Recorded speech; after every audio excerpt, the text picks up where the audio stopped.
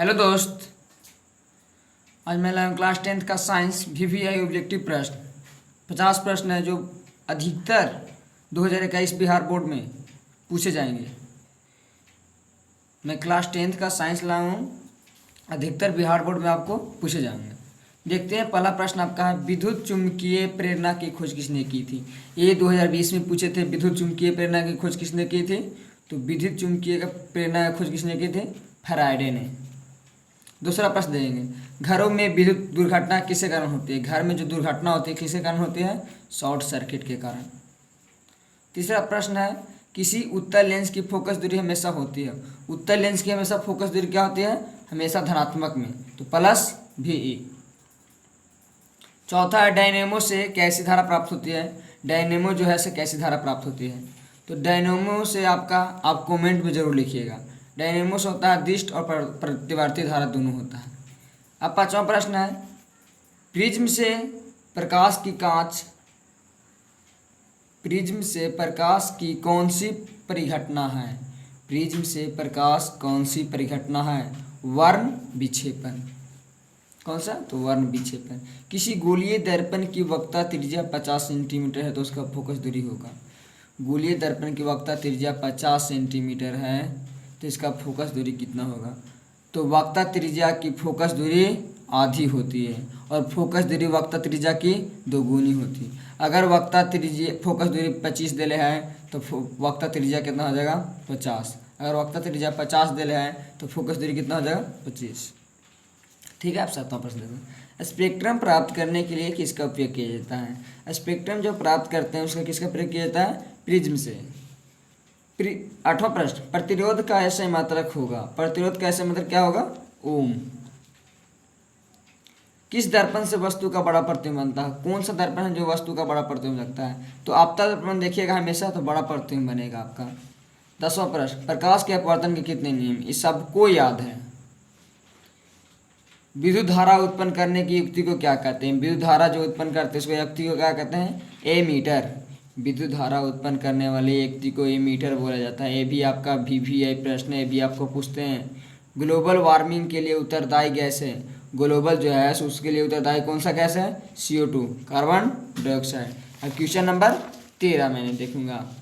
13 आपका है, baking soda का अणुसूत्र होता है। बेकिंग सोडा का अणुसूत्र का जो होगा NaHCO3। ठीक है। कार्बनिक यौगिक में कार्बन की संयुक्ता क्या है? कार्बनिक यौगिक में कार्बन की संयुक्ता क्या है? कार्बनिक यौगिक में कार्बन की संयुक्ता कितने हैं? 4। किसी अभिक्रिया में भाग लेने वाले पदार्थ को कहते हैं। किसी अभिक्रिया में भाग लेने वाले पदार्थ को क्या कहते हैं? अभिकारक। संगमरमर का रासायनिक सूत्र होता है। संगमरमर का रासायनिक सूत्र क्या जो होता है? CaCO3। सिलिया क्या है? सिलिया आपका है से आधातु है।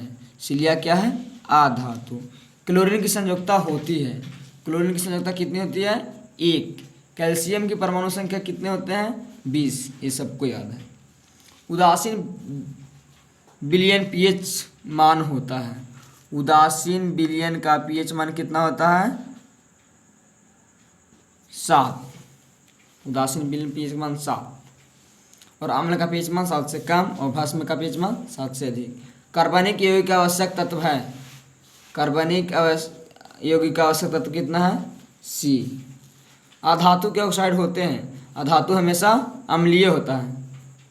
धातु को जोड़ने पर प्रयुक्त गैस है। धातु को कोई भी गैस जोड़ते हैं उसे क्या बोलते हैं? एथाइन। तनु HCl का pH मान होता है। तनु HCl pH मान कितना होता है? 0। आवर्त सारणी में कितने आवर्त होते हैं? 7। आवर्त सारणी में कितने आवर्त होते हैं? 7। हीलियम कैसा तत्व है? हीलियम आपका अक्रिय तत्व है। प्रकाश संश्लेषी अंगक है तो कैसा है? हरित लवक। ठीक है। 27 प्रश्न देख लिए। अब 28 प्रश्न मैंने देखूंगा।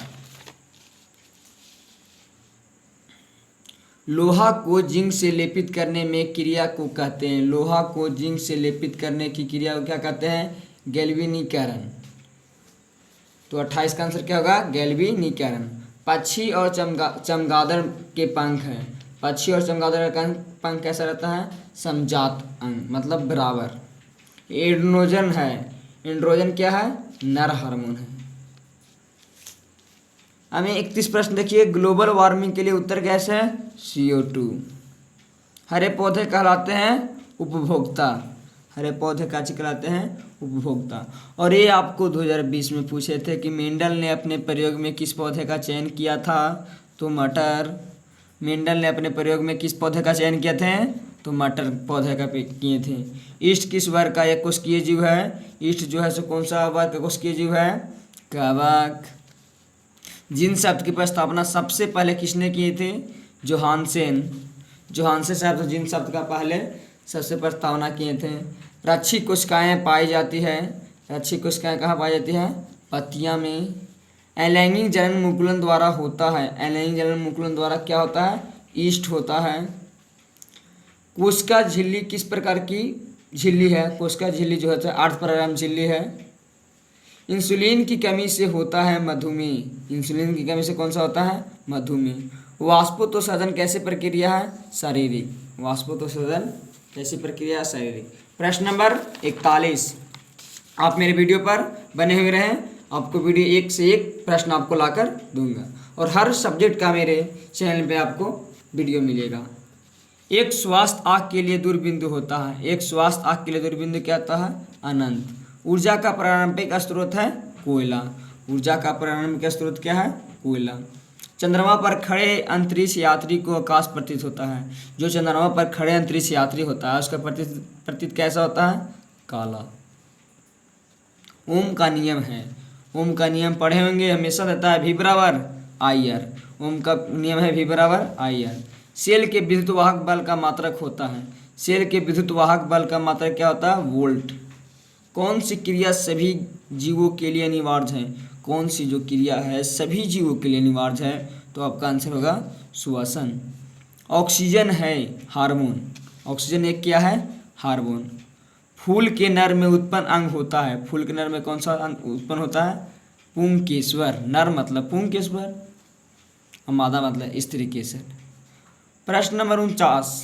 बड़े बड़े पौधों से होता है सिंचाई की व्यवस्था, बड़े बड़े पौधे से क्या की व्यवस्था होता है? सिंचाई की व्यवस्था। अड़हुल किस प्रकार का फूल है? अड़हुल किस प्रकार का फूल है? द्विलिंगी। अड़हुल जो आपका फूल है किस प्रकार का है? द्विलिंगी। मैं आज साइंस का 50 प्रश्न ऑब्जेक्टिव लाया हूँ, वो भी आपको VVI प्रश्न है साइंस का ऑब्जेक्टिव। अगर वीडियो अच्छा लगे होगा तो सब्सक्राइब करें और मेरे वीडियो को लाइक करें, ठीक है।